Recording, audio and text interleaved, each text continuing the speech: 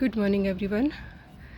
अब तो देखिए मैं क्या ही गुड मॉर्निंग एवरीवन। देखिए आज एक काम किया है मैंने आप लोगों के साथ शेयर किया था कि मेरे जो अपराजिता के पौधे थे उन्हीं में थोड़ी सी साइड में मैंने जो दबाया था प्याज का छिलका और केले का छिलका दबाकर पिटूनिया के दो पौधे लगाए थे।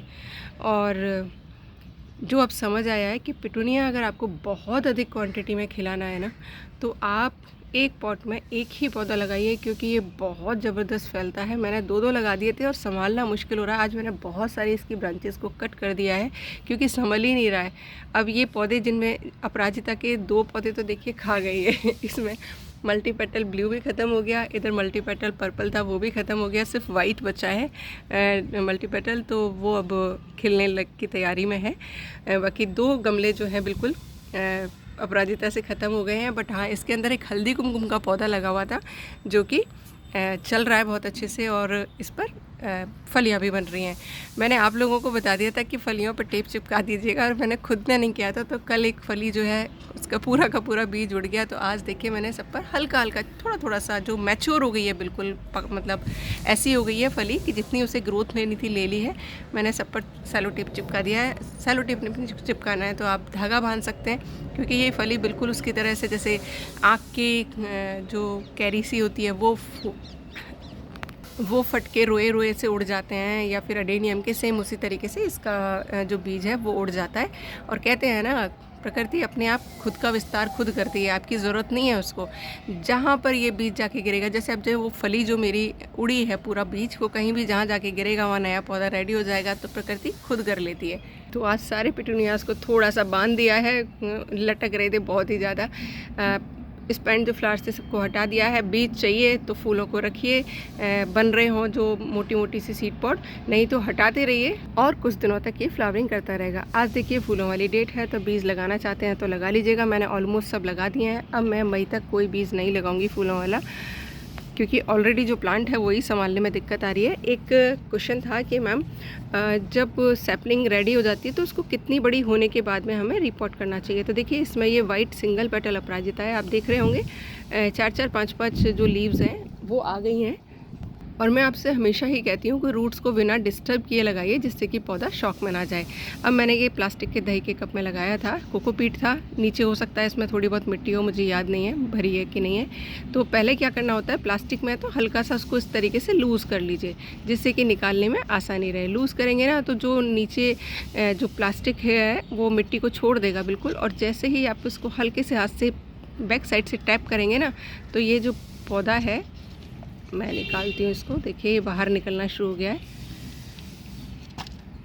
और ये देखिए मैंने क्या भरा था, देख रहे हैं आप, मूंगफली के छिलके हैं इसमें नीचे। ये देखिए कितने सारे मूंगफली के छिलके भरे हुए हैं। और आप प्लांट्स की ग्रोथ देख लीजिए कितनी बढ़िया हुई है। और ये जहाँ तक मुझे याद है मैंने बीज लगाने के लिए नहीं भरा होगा पॉट, ऐसे ही रखा होगा किसी और प्लांट को लगाने के लिए, और मैंने इसके अंदर ये बीज डाल दिए होंगे। तो देखिए बहुत अच्छी ग्रोथ हुई है। और अब इनको मैं पॉट में देखिए मैंने जगह बना दी है उतनी जितना इसमें मिट्टी है, और नीचे रूट्स निकल गई हैं इसकी, क्योंकि मूंगफली के छिलके गिर गए हैं। और इनको धीरे से मैं रख के बहुत हल्के हाथों से इसको प्रेस करके, देखिए जड़ों को ख़राब मत करिएगा, तोड़िएगा मत। और बस इसके अंदर मैं ये मिट्टी चढ़ा दूँगी। ये देखिए मैंने लगा दिए हैं। अब इसमें प्लांट्स काफ़ी ज़्यादा हैं, तो मैं इसमें सिर्फ एक पौधा रखूँगी, बाकी मैं निकाल के हटा दूँगी। जो सबसे हेल्दी प्लांट रहेगा वो उसे मैं रखूँगी। तो ये तरीका होता है पौध को ट्रांसफ़र करने का। इसमें आपके पौधे के शॉक में जाने के चांसेस ना के बराबर होते हैं। जब हम रूट्स को बहुत ज़्यादा डिस्टर्ब करते हैं ना, तब हमें बहुत ज़्यादा मशक्क़त करनी पड़ती है। शेडी एरिया में रखो 4-5 दिन, फिर धीरे धीरे करके धूप में लाओ, और ये करो और वो करो।